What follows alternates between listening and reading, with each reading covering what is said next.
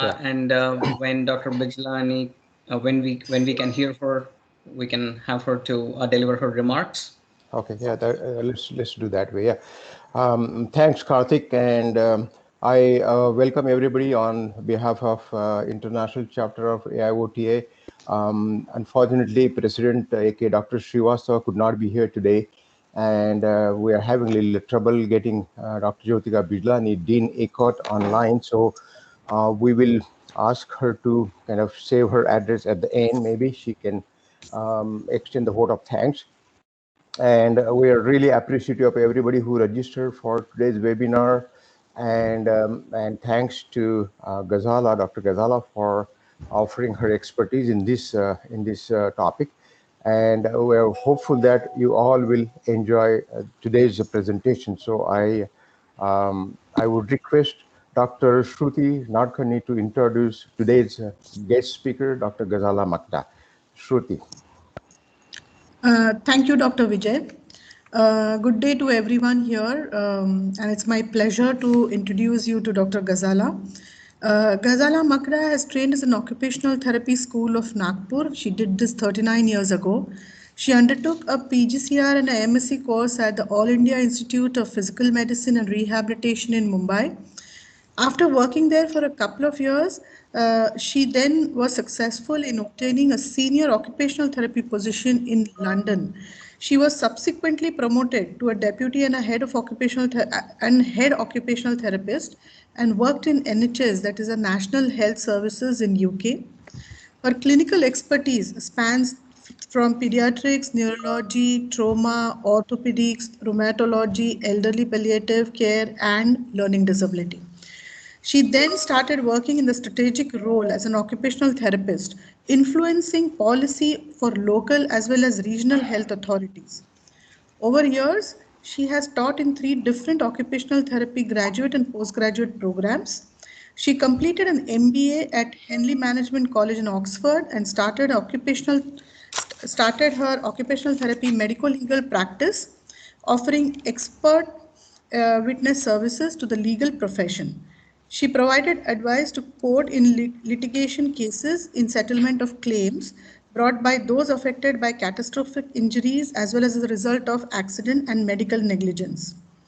She works across UK and abroad presently.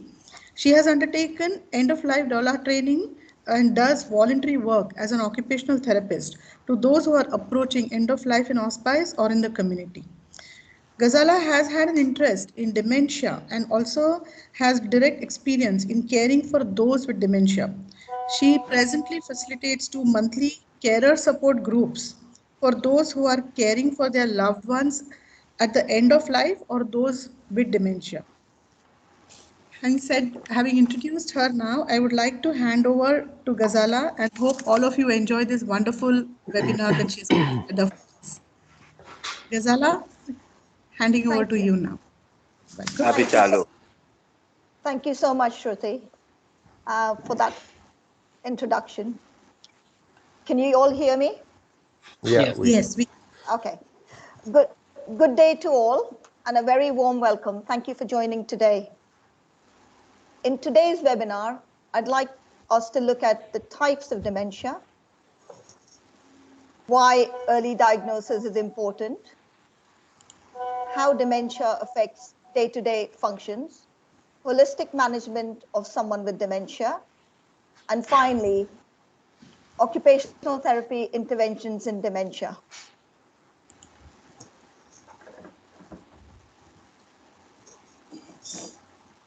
So what is dementia? Dementia is a Latin word. D means decline, mens means mental ability. So here we're looking at declining mental functions caused by death of brain tissues. Mental functions include memory loss, attention span, planning, judgment, changes in personality, etc. This all impacts on the day-to-day functions. Dementia, sadly, is permanent and progressive. Early signs are often missed, but it becomes obvious in hindsight. The early pre-diagnosis stages of Alzheimer's disease are linked with increasing muscle loss and loss of body fat. Family may become first aware of the changes than the affected person. Signs are loss of short-term memory, forgetting they have left their key, forgetting things like they've left their keys somewhere, glasses somewhere, forgetting appointments, repeating things in conversations, or asking the same questions again and again, have problems concentrating, very muddled up reasoning, issues with word finding, either trying to find the word or replacing word, disoriented in familiar places. This is not where I live, or I cannot find the bathroom.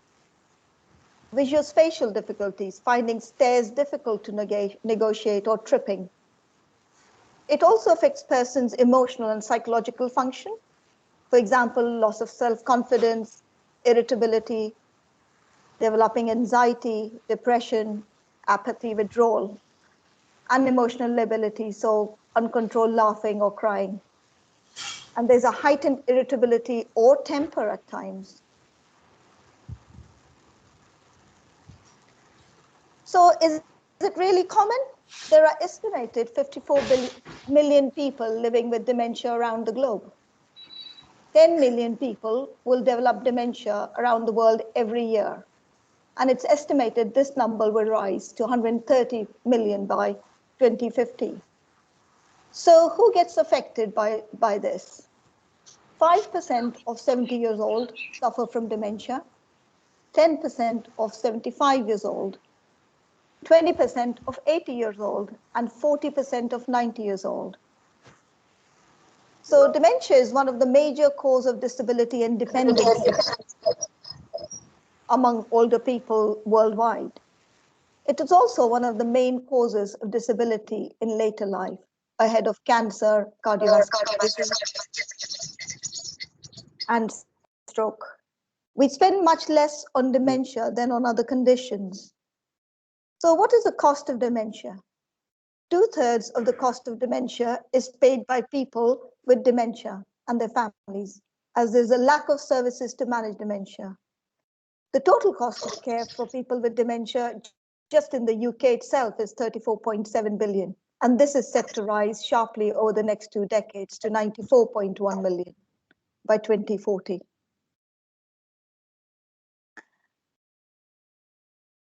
So let's look at the types of dementia. Dementia is an umbrella term, and there are many types of dementia. 4 most common types of dementia are as follows. 60% of those with dementia have Alzheimer's disease. It's named after Dr. Alois Alzheimer. He was a German neuroanatomist and a clinical psychiatrist. And in 1906, he was following his patient and found plaques and tangles in the brain histology of his patients during postmortem. So clumps of protein called amyloid twists and damage brain cells, and brain cells die, and the brain shrinks. It starts in the hippocampus and spreads around. And you can see around here. As Alzheimer's disease damage spread through the brain, additional area and lobe become affected. The brain overall becomes thinner and the brain gradually shrinks. 20% of those with dementia have vascular dementia. Here, the blood vessels become narrow, rigid, or blocked, causing the brain cells to die. 15% of those with dementia have Lewy body. Main feature here is one of hallucination, that is seeing, hearing, or smelling things that are not there. In addition to problems with understanding, thinking, memory, and judgment. Slow movement disturbs sleep, etc. Frontotemporal dementia and others are 5%. Here, the planning, judgment, processing, executive function is affected. And you can see from this slide as well how the dementia is spreading. And you can see a healthy brain in a histological section. And this is the brain of someone with a severe dementia with all the brain cells dying. Let me move on to what causes the Alzheimer's disease. As I've already said, the amyloid plaques or the extracellular and tau protein tangles intracellular.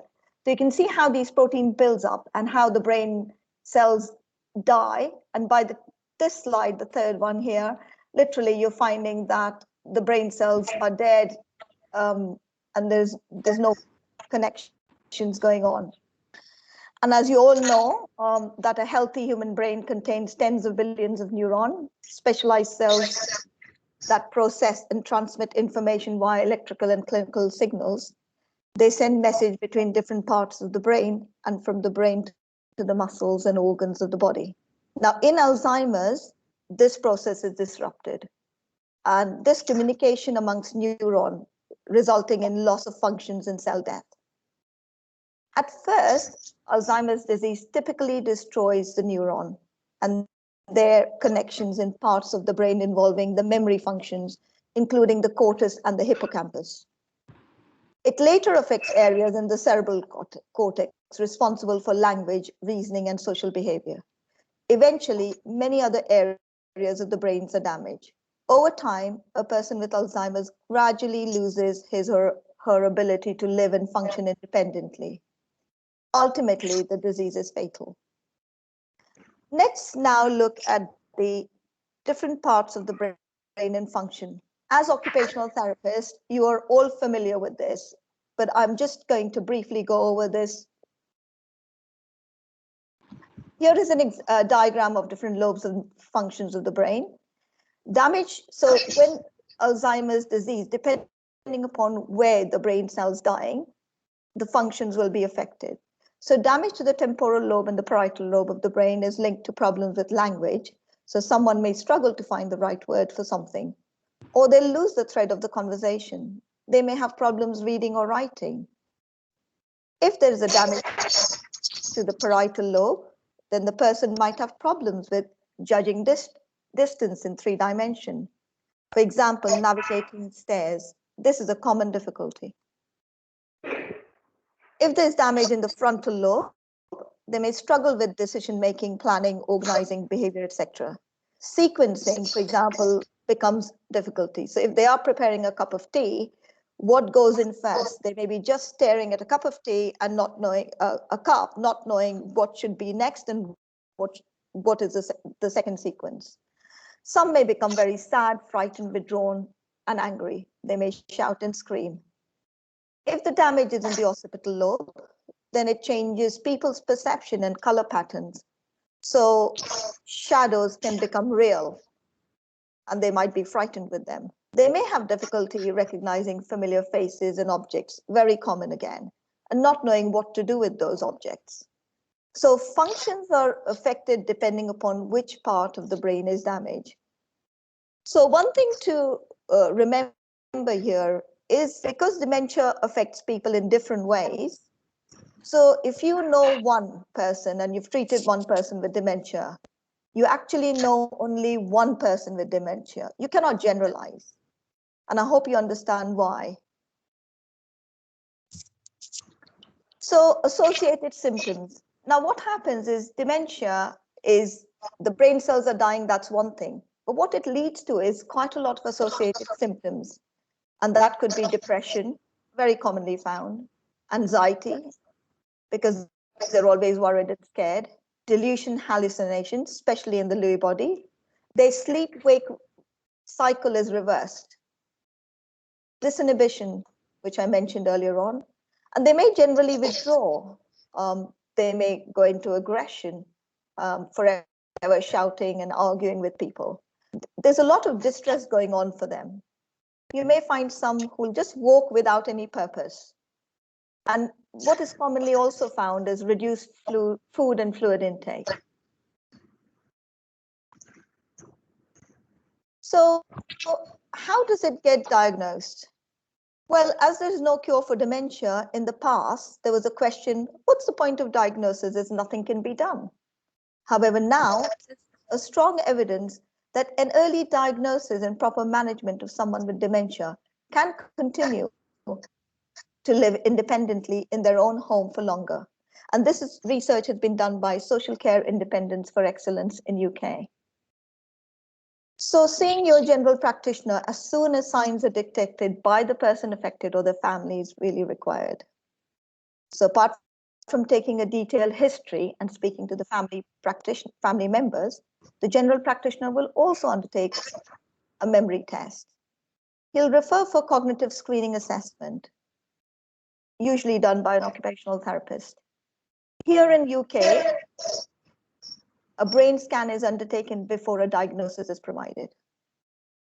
Now, I wanted to share with you an example of cognitive screening. I'm sure there are many.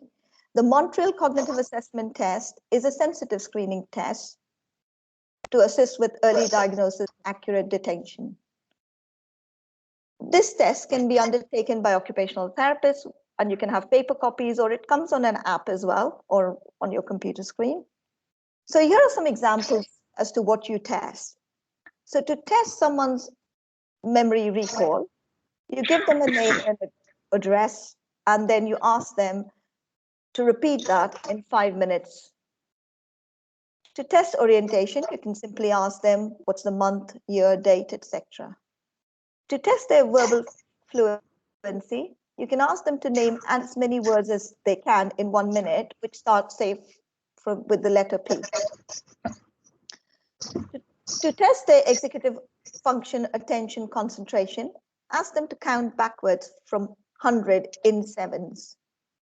Then you can see a trail test here right at the top, which is you asking them to join A to 1, B to 2, etc. And this is testing their executive function. Next to it is here you could ask them to do a clock drawing test. Again, this test their planning and sequencing. To test their semantic association and language function, you ask them to name the objects. And in this picture, you can see a lion, rhino, and a camel. For their visual spatial function, you can ask them to draw a cube to see how they do that. So this is one test I wanted to share, which occupational therapists commonly use. So let's look at it another way. What does this mean for the person who's suffering from dementia?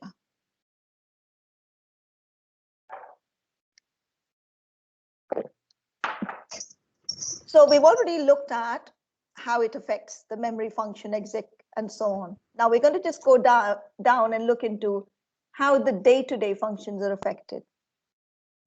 While everyone with dementia is going to be different, common challenges will include everyday activities like getting dressed, eating, bathing. And over time, a person with dementia will need more support to carry out these daily tasks. Not everyone will experience all of these changes, and symptoms may progress at different rates. Sorry, I can hear some background noise. Can you mute them, Karthik? Hello? Thank you. Not everyone will experience all these changes, and symptoms may progress at different rates and in different ways for each person. So now let's look at some of the challenges people with dementia might face. Bathing. As a person's dementia develops, they're likely to need more help with washing and bathing. At first, people may just need to be reminded to bathe, or will need help with tasks such as hair washing. It could also happen they are looking at a soap or a bottle of a shampoo and not knowing what to do with it. So they really need prompting and guiding through the stages. And in the later stages of dementia, a person may not be able to bathe at all with help. Let's look at conversation. So communication difficulties can be the primary symptoms for people with certain types of dementia.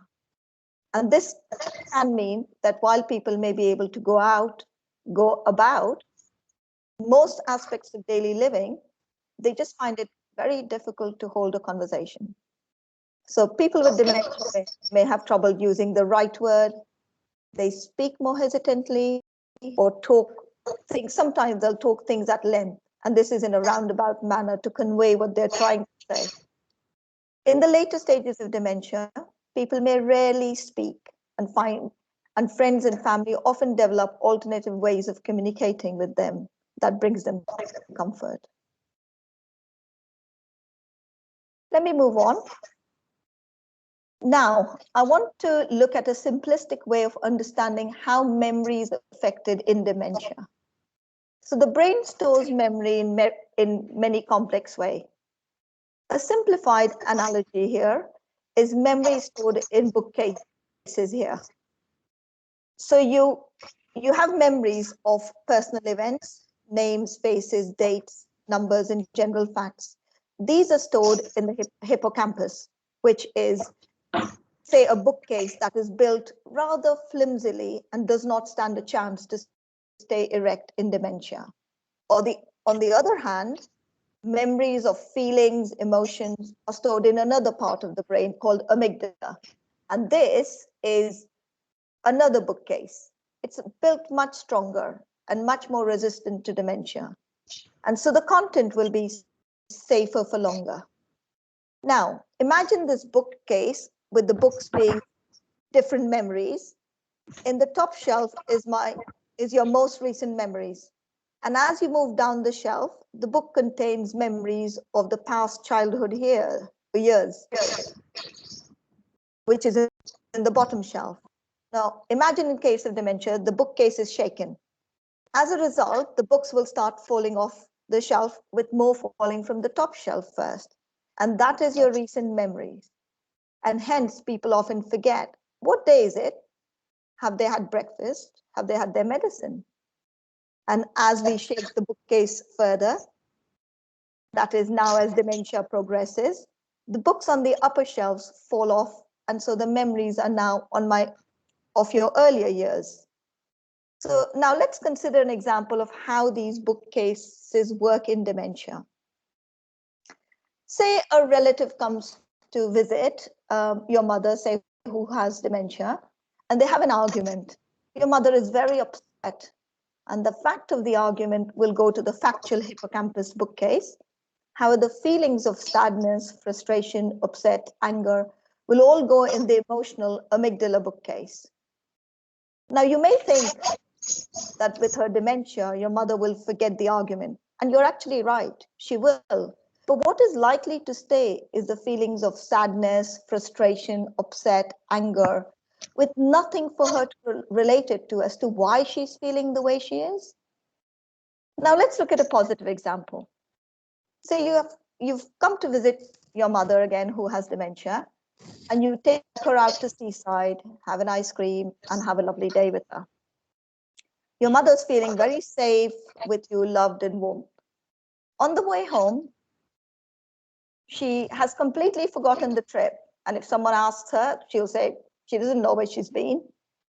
And you might feel, oh, it was not worth taking her. However, you have left your mother with a feeling of safe, love, warmth, happiness. And that is what really matters. Therefore, in dementia, the memory in the hippocampus, which is your facts and events, get effect first. And the memories in the amygdala, which is your emotions, stay for a bit longer. So, as occupational therapists, you'll need to use this information in your therapeutic measure. Let me share with you a journey during the day of how it works with someone who's got dementia. So you can see on this graph here that this is their memory stored in different ages, starting from childhood and going up. And this is how the day is progressing. So you could see that someone waking up early in the morning can quite remember in their 60s, 70s where they are. Further down, by late morning, they actually are thinking they're in their 50s. Some might actually think, oh, they need to go to work. Or they might be looking for papers or thinking about work.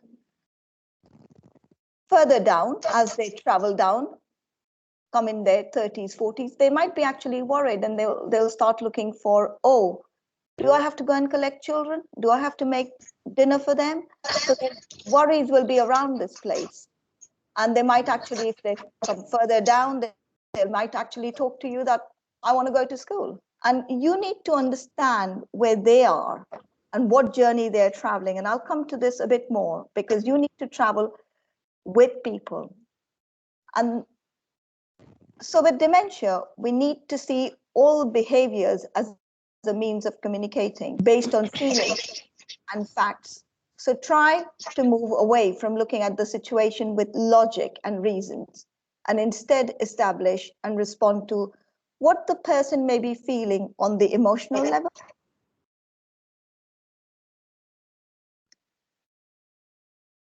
So let's move on and look at stages of dementia.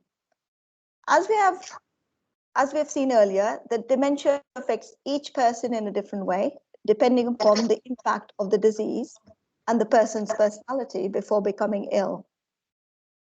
The signs and symptoms linked to dementia can be understood in 3 stages. The early stage of dementia is often overlooked because the onset is gradual. Common symptoms include forgetfulness, losing track of the time, becoming lost in familiar places. And you can see that because this is very similar to people with old age. And so this sign is usually missed early stages. As dementia progresses to the middle stage, the signs and symptoms become clearer and more restricting. These include becoming forgetful of recent events and people's names, becoming lost in their own home, trying to figure out where the bathroom is, where the bedroom is, having increasing difficulty with communication, needing help with their personal care, and experiencing behavior changes, including wandering and repeated questioning. The later stage of dementia is one of near total dependence and inactivity.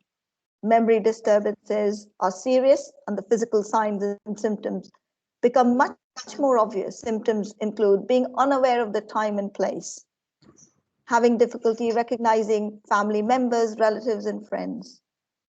They have an increasing need for assisted self-care and total dependency at times. They experience behavior changes that may escalate to including aggression. So let's move on to management of dementia. And you'll see I've put occupational therapy right at the top before medication. You'll understand as the presentation unfolds. There is no treatment currently available to cure dementia or to alter its progressive course. Numerous new treatments are being investigated and in various stages of clinical trials. However, much can be offered to support and improve the lives of people with dementia and their carers and families. And the principal goals for dementia care are optimizing their physical health, cognitive activity, and well-being. And this is why occupational therapists come here in the foremost to help people with dementia. So we need to identify and treat accompanying physical illnesses, detect and treat challenging behaviors and psychological symptoms, and provide information and long-term support to carers. So let's look at briefly medication, what's there on the market. So we've got medication which slow down the progression. So we've got donzepil, galantamine, and rivastigmine. These drugs help with increasing clearance of the amyloid protein, and they are recommended options in managing mild to moderate Alzheimer's disease. It may work for some, it may not work for others. And then we've got memantine. This is an anticholinesterase inhibitor, and it helps the dying brain cells to work better. Again, it works initially, but because the brain cells are dying at a faster rate, the medication may not help at a later stage. And what happens is most of the medication given to those with dementia are for managing their non-cognitive symptoms. For example, depression, so you'll have the antidepressant, you have medication for agitation, anxiety management, anxiety medication for aggression, distress, lack of sleep. So it's really those that can be managed better with medication. So we're now looking at the therapeutic interventions recommended by NICE guideline. NICE is the National Institute of Clinical Excellence in UK. So NICE guidelines came out on dementia, which deals with assessment, management, and support for people living with dementia and their carers. It's been published in June 2018. And it offers a range of activities to promote well-being that are tailored to the person's preference.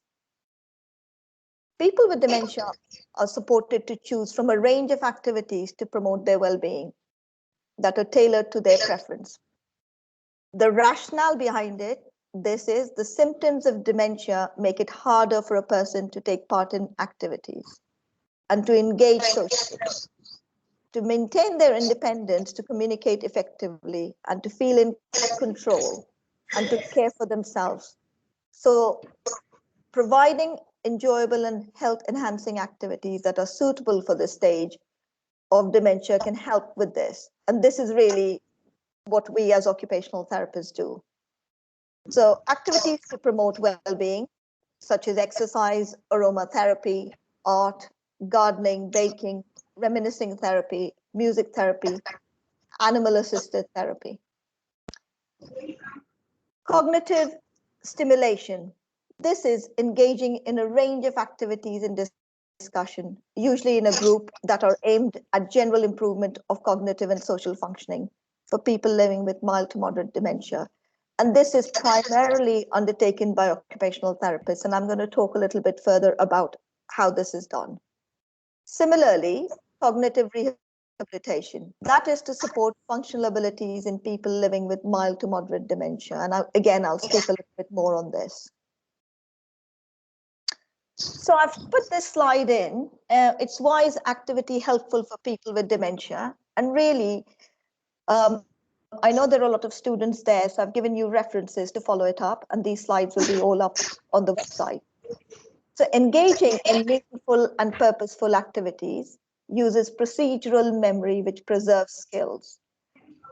So training in functional activity has been shown to improve people's functional ability, cognitive function, and reduces carer stress.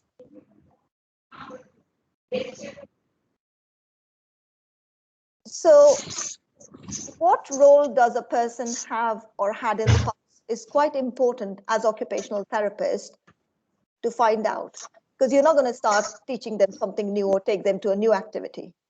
So could they do something related to the role they've done, whatever role they have, a mother, brother, whatever, or they were an artist, or they played a musical instrument?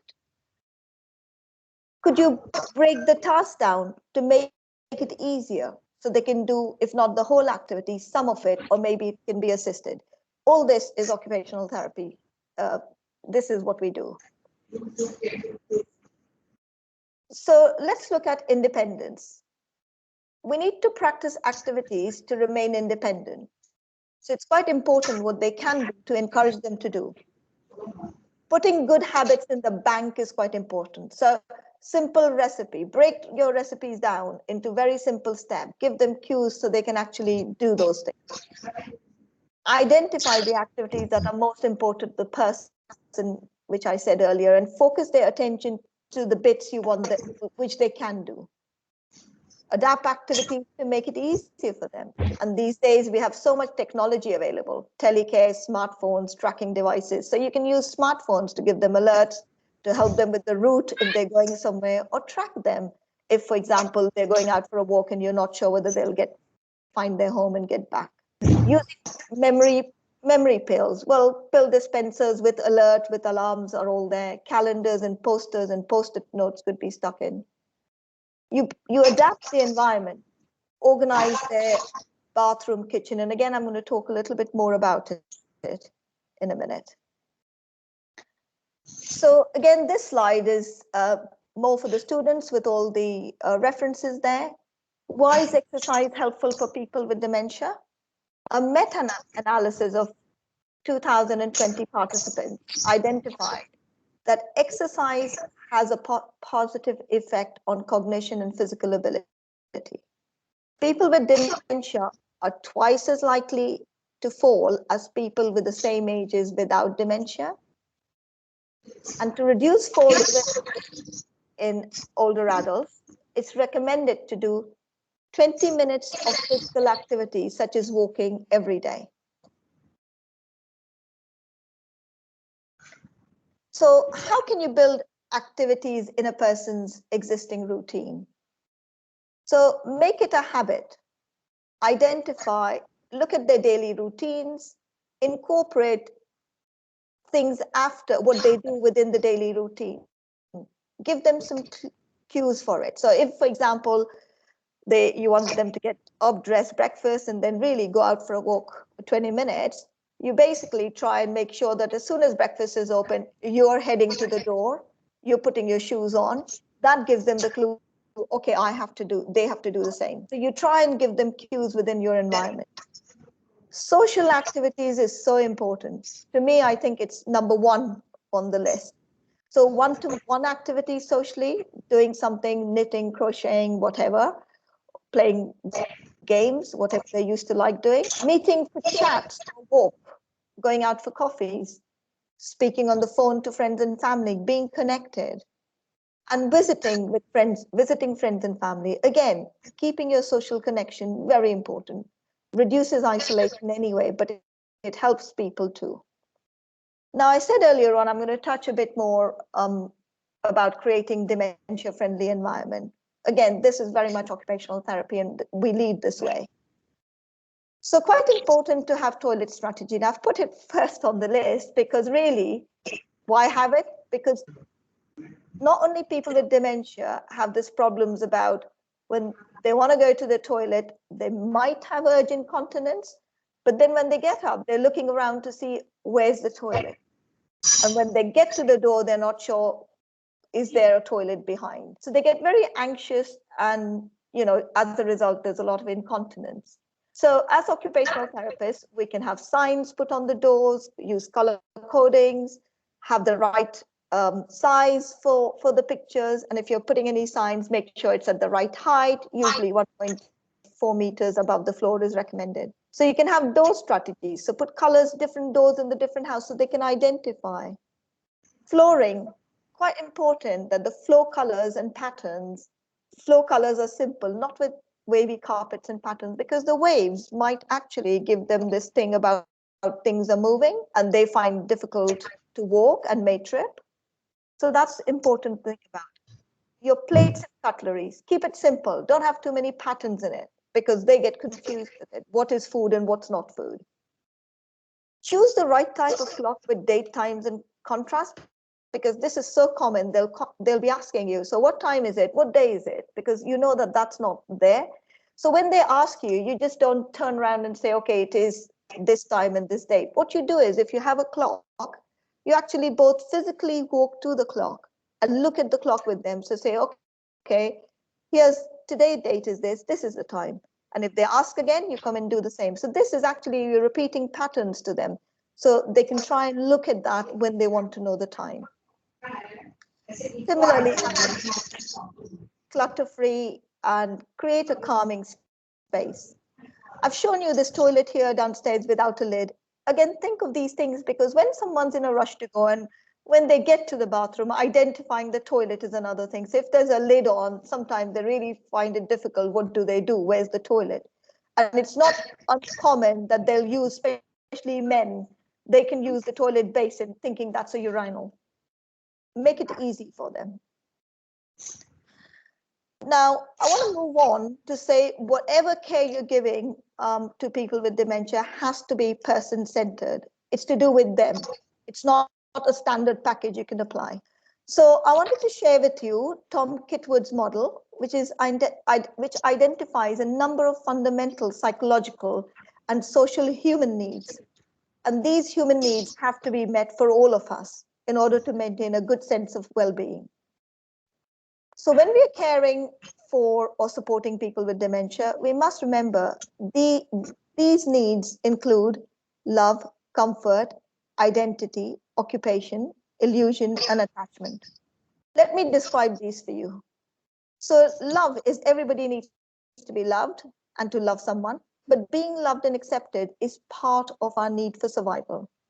Now, this love can range from loving a person, an activity, a favorite meal, to loving God and feeling self-love. Comfort. Feeling comfort is our need to be warm, dry, clean, having a full stomach, not feeling thirsty. Comfort also might mean to have a quiet time when you want it, and also be free of pain. Your own identity. We all have the need for personal identity. From the clothes we choose to wear, the food we prefer, and the way we like our hair done. These are all identifying factors that help us and others identify with who we are. Occupation. Most of us want to be occupied with something to do. It feels like we have worth and purpose in life.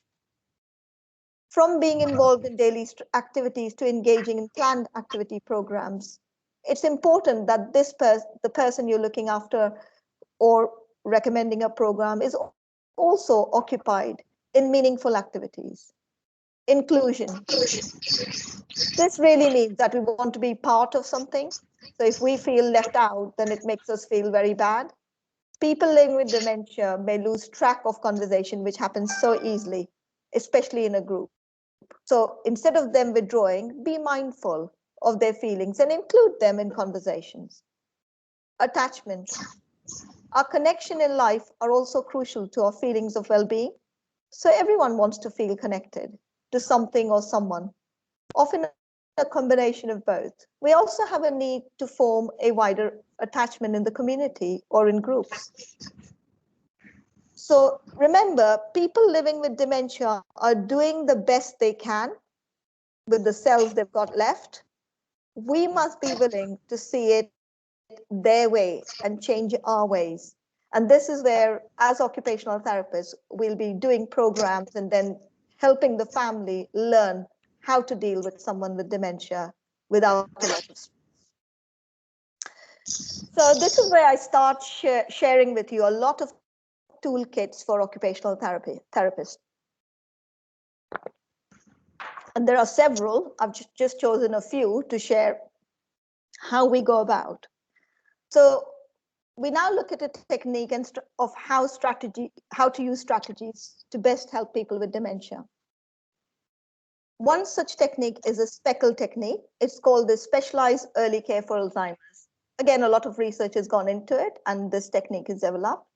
SPECL has 3 golden rules. The first of which is don't ask direct questions to someone with dementia. So avoid questions that requires the person with dementia to search from their factual information that may not be stored in their memory anymore, or asking them to search for facts which they may not have merely. And that will then increase their awareness, causing them unnecessary distress. So let me give you an example. Asking them, what do you want to wear today? With an open-ended question is like, to this person with dementia, it's like they have to think, what have they got in their wardrobe? What is the weather like? Where are they going, etc. However, if you show them the 2 or 3 different dresses from the cupboard and ask them, which one of these you want to wear? This still gives them a choice, and then they can make a decision. Or another example, when we meet, the typical question is, especially for an older person or with dementia, people will go up to them and say, so do you remember who am I? Instead, avoid asking this factual question and make it easy for them. Instead, make a statement saying, hello, I'm your granddaughter. I'm Gazala, your granddaughter. I've just come from Eastbourne to see you. So they can already place you as a granddaughter. They know where you're coming. That helps them. The second golden rule is listen to the expert. The expert being the person with dementia. Listen to the question the person with dementia is asking and consider very carefully what the best answer might be from their perspective rather than from your own. It's quite important that the information they receive generates good feelings for them. And we owe it to the person with dementia to avoid leaving them without any anxiety. And don't go into rambling facts and rationale to them. Not necessary, not needed. Third golden rule is don't contradict. So do not argue with the person with dementia. As you don't know which book in which bookshelf they're choosing to use, and they're increasingly likely to use the intact memories from their pre-dementia past. And in order to understand what's happening around them in their present, try and follow their cues. We don't need to disturb them and say, if they say, for example, if they've lived, say in my case, if I've lived in India and I'm starting to talk about India rather than where I am in England, don't try and tell me that I'm in England. It's going to confuse me more. You just need to go with the flow and carefully take note of the language they're using and the emotions. So you could say to me something like, if I'm saying, oh, you know, I want to go in my house in India and I want to find this, whatever, you just say, oh, that's quite interesting. So tell me a little bit more about it. So this way, you're encouraging more communication with me. And then I am leading the way. You're not trying to tell me that, you've forgotten, you're actually in Eastbourne in UK, not in Nagpur or India. So using the 3 golden rules can benefit both with the person with dementia and their carers by reducing stress. Very important for you as OTs to know, because you're the ones who are going to be training others. So how to reduce the symptoms of dementia is really rementia. So it's the reduction of the symptoms leading to improvement in functional ability. And I've shown you here, it's providing them the right challenge for the activity they're going to perform to make sure that they don't fail.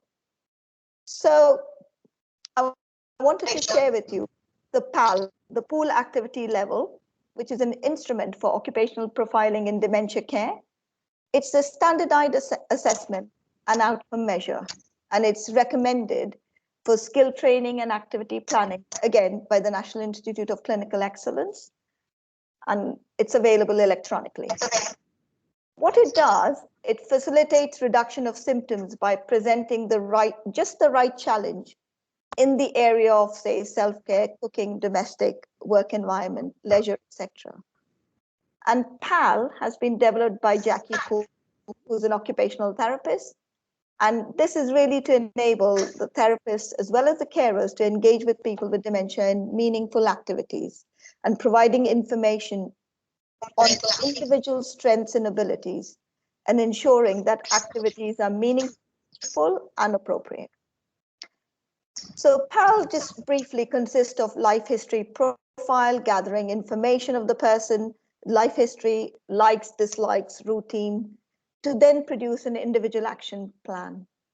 And the PAL instrument automatically, it's a computer program which works out the level of cognitive and functional ability of the individual in the 4 possible zones. And these are plan, which is the highest level of functional ability they have, exploratory, sensory, and very reflexive, which the reflexive is the bottom level, which is really stimulated with a lot of sensory stimulus. And I just wanted to share with you what this PAL activity or the assessment sheet looks like. I have given you a website link. Again, these will be on the slide, which will tell you that each zones for bathing, getting dressed, eating, and they go on, all these zones can be assessed that way. And then you can plan an activity. So let me give you an example. Once you've done the PAL assessment, you've identified some activity, say they really enjoy baking the cake. And but here, their level is such that they can't really start from the scratch and they get really muddled up with the process of weighing and measuring. So what you can do is make it slightly adaptable and try and get a cake mix, for example, ready cake mix. And that way they can still be able to carry out the activity. Let me move on. I said earlier on, I was going to come to share a bit more on cognitive stimulation therapy. This is again undertaken by occupational therapists, and occupational therapists can train others to do this. It's an evidence-based treatment for people with mild to moderate dementia. It's developed in UK again, recommended by the National Institute of Clinical Excellence. It helps with the memory and thinking skills and improving the quality of life for people with mild again to moderate dementia. The principles of the cognitive stimulation therapy, it's again person-centered, it respects the individual, involvement, inclusion, choice. It should be fun and include reminiscing. and they will look at building relationships, social side. So it's offered as a 7-week program initially. But it's a 2 sessions a week, 45 minutes. And then there's a maintenance program for 24 weeks. Again, details are there. You can look up. Similarly, here's another one. Great cognitive rehabilitation. This was developed by University of Exeter. This is a program of therapy to enable people living with dementia to function again at their best level possible and remain engaged and manage everyday activities. And the one way you do is by using compensatory strategies. And the simple example coming to my mind again is the baking. I think I probably have done too much baking in the pandemic. So if someone can't do the steps for baking, you start with ready mix. If they can't even do that, so you just buy a cake, give them everything possible to decorate the cakes, the icing and so on, and whatever you want to decorate. So you're getting them to do part of their much loved activity. Use things like memory aid, whiteboards, audible timers, post-it notes, etc. And the other one here is enhanced learning techniques. So this is, grade the activity. You demonstrate how to do it. They will model you. So you watch them doing it and then just give them prompts. And then you can adapt the activities as you go on. So these are, again, strategies one can use to keep them independent. I'm going to now move on briefly to talk about what you do for severe dementia. There are many techniques, again, in here how you can. I've just wanted to share with you one such called Namaste Care. It's a person-centered program again. This was developed in the United States by a social worker called Joy Simrad. And this provides a person-centered approach for communicating and connecting with the individuals, including using all the intensive sensory stimulation. And this is also based on the Kitwood model of the flower, which I shared with you early. And it's based on honoring the spirit within the presence of others, making sure they are comfortable, pain management, and using the 5 sensation of stimulation, the sight, touch, taste, hearing, smell, to the maximum. Now, so here's a perfect opportunity for occupational therapists really to start programs for people with dementia. I've given you a flavor of what you can do. And India, especially, I don't know whether these programs run, and I haven't heard that you also run day centers. These are very common here, like not common, they're day centers for people with dementia are there in every area. So they offer a range of program, and that could be for building social connection, stimulating activities, trips out, socializing, providing respite, and supporting carers. So how can you do this? So as a therapist, you can start from all the tools I've given. You can look at how you would try and make an individual program. You can either give it to others to deliver it, or you deliver it, or you start up little day centers, or even 2 or 3 people coming together.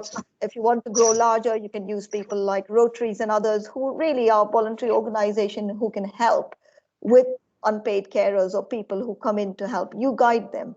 So really, there is so much need for this.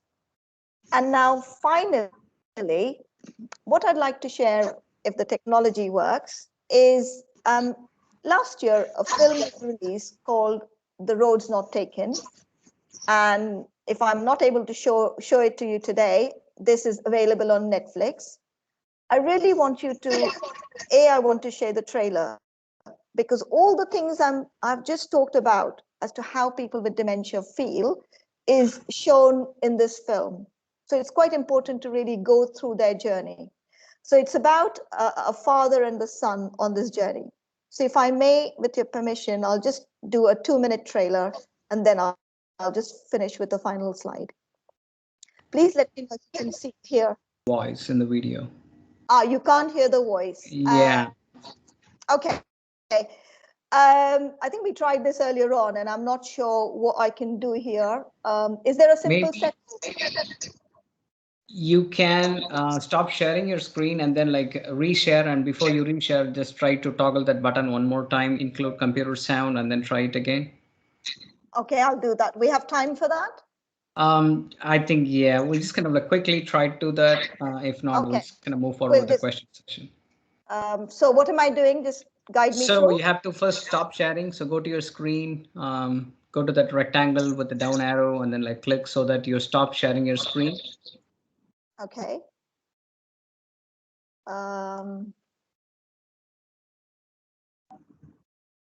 Okay, I've stopped sharing the screen. No, we could still see your screen. So you have to go to the team screen where you can see all of us. And then when you're there, if you just kind of like move your mouse on top of the screen, you will see, yeah, you stop sharing. Nice. Okay. And then go back to the same button, try to start sharing it again. And before you select the screen with the video, make sure that you toggle that button that says include computer sound. Yes, you're right. That was switched off for some reason. Yeah, Okay. so turn it on and then like try to share it again. Okay, bear with me, people, folks. Thank you for that. Sorry. If you want to go to the there, and then like you can quickly go to the slide you want and click on that slide. Yeah, bear with me. Thank you for your patience. The only way I know is just quickly going this way, so that's sorry fine about this.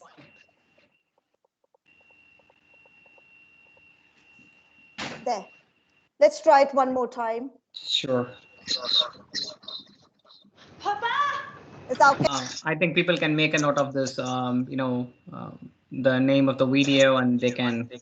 Please do that. And let me just come to my final slide. So thank you for that. Can you hear me again? Yes.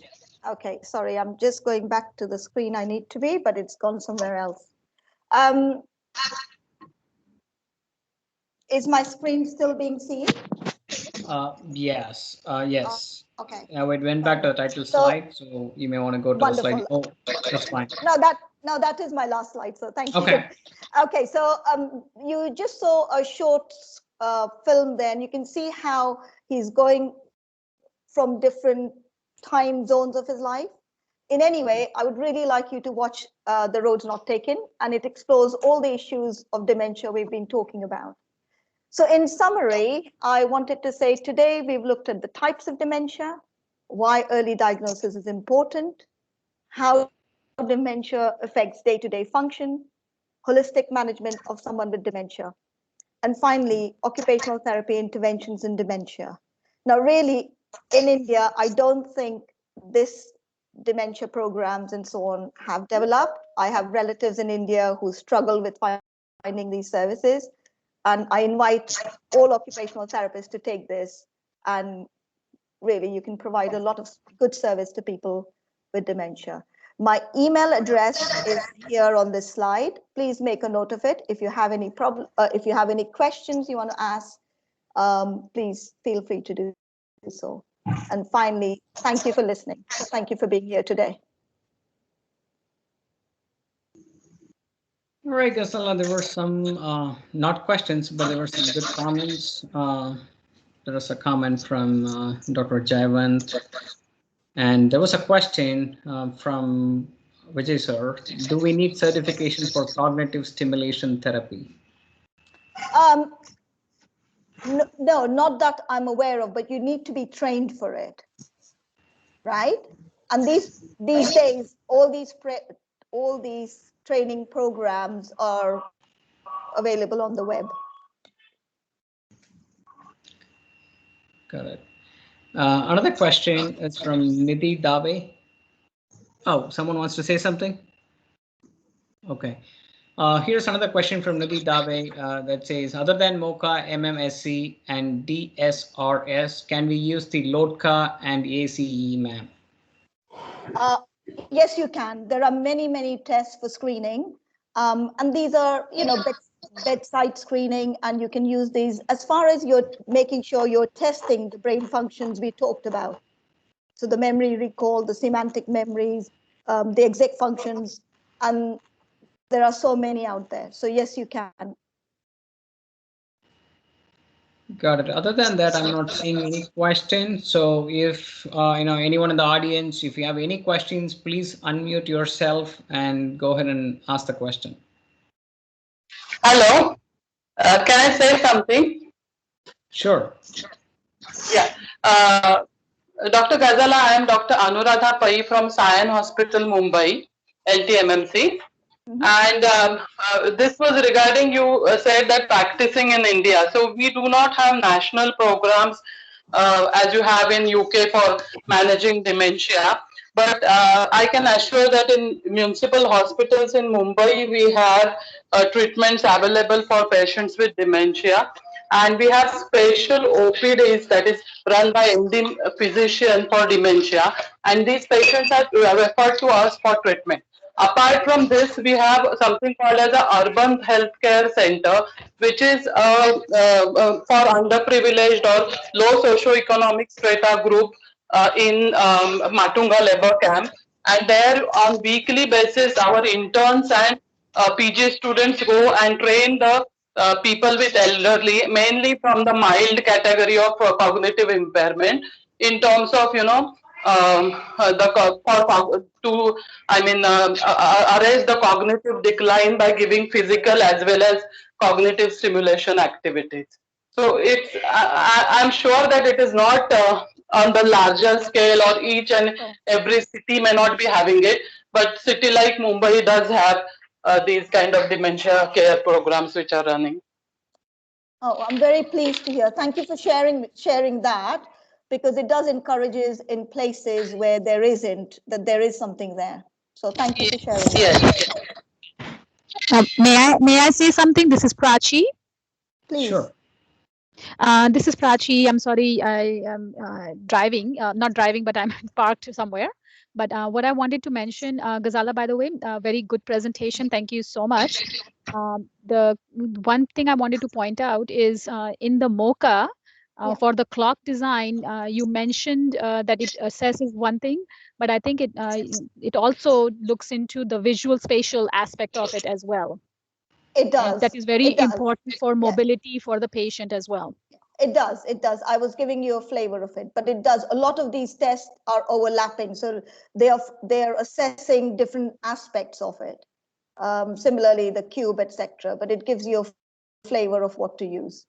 Yeah, I mean, I'm sure those people who have done it for a long time will pick up on it, but those who have not done it, they can see the value of it, so that they can also look into for the visual spatial orientation as well. Thank you for bringing that. Thank you. Thank you, Prachi. Okay, there's a question from Tejvi. Tejasvi, what is the functional cognition battery for subjective cognitive impairment / mild cognitive impairment for community healthy older adults? Could you repeat that again, Karthik? What is the functional cognition battery for subjective cognitive impairment / MCI? I think it's mild cognitive impairment for community healthy older adults. So I think you're really figuring out what battery, meaning what assessments. And these assessments are, as I shared with you, the screening MOCA here, but there may be others. So early signs are so often missed. And one of the other things in the Alzheimer's especially is loss of weight and muscle loss. Often people, even in the family, they just think it's older people getting it. So getting a detailed history and using these screening tests as early as possible when the family come. That is the way you start detecting that people have got signs of dementia and monitor them. So do it again in 3 months' time, 6 months' time, see where they're going. Okay, the question from Yashvi Faria is the training for cognitive stimulation therapy, which is online, is for free? Can you share some details? I'm not sure whether it's free. There will be something on the training, because these trainings have been set up by these universities all the backup will be there. You do have to pay for their assessment sheet and screening. So with all these tests, background information is there. But someone asked earlier on, do you need certification for this? If you want certification as well as their own battery, or if you want it on your sort of mobile app or laptop, you do have to pay for this. Got it. Can we use RUDAS, RUDAS, as an assessment tool or limited only screening? How far is it effective? It's a question from Mona. Okay, I'm not aware of that here. It's not something I've come, but if you think it's got the aspects we are testing for people with dementia, please do go ahead and use it. All right. So I didn't see any other question, Dr. Bijlani. I saw your icon kind of blinking, so probably your mic might be working now. Would you like to say a few words?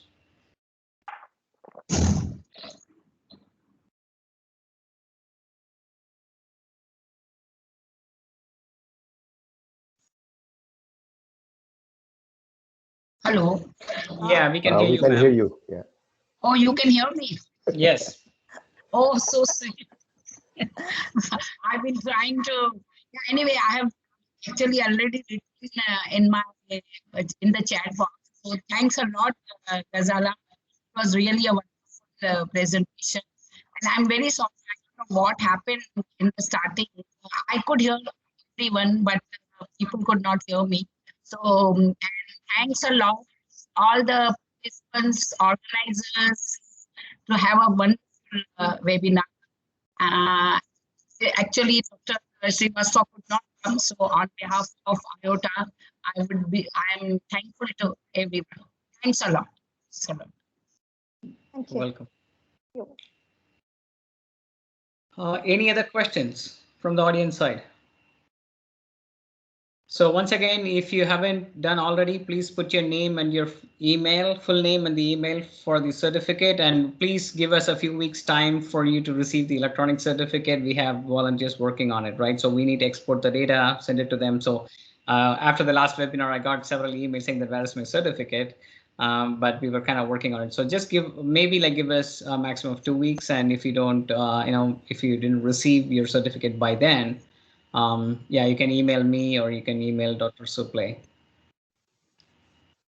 All right. So once again, thank you so much, everyone. So Dr. Suple, is Jayashree delivering the vote of thanks?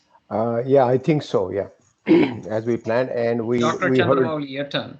we heard Dr. Bidlani, and she had some technical issues. I was in communication with her through the emails and text, and so. But I'm glad that she got connected and we got connected with her. So thanks to Gazala, and we move on to the next segment. Vote of thanks by Jayashree, Dr. Jayashree Chandramouli. Jayashree? Yeah. Thank you. Thank you, everyone. It was a very nice and awakening lecture, even though we are in the middle of the pandemic, with the second wave being hit very crucially every part of the world, even from the place where I am, and in India. So people have taken their time, and it was a very nice topic, Gazala. Like, see, everyone has to go through the age, but then how we tackle it, it is very important. And I think we have our grandfathers or grandmother or our father and mother who will be crossing this age. It will be very wonderful to know the tips and the tricks, even though we are not practicing in the geriatric population. It was very enlightening, and you are keeping people to you, and it was very nice, wonderful presentation. I take this opportunity on behalf of International Chapter of IOTA to thank everyone for their time, and especially Dr. Gazala for her wonderful lecture.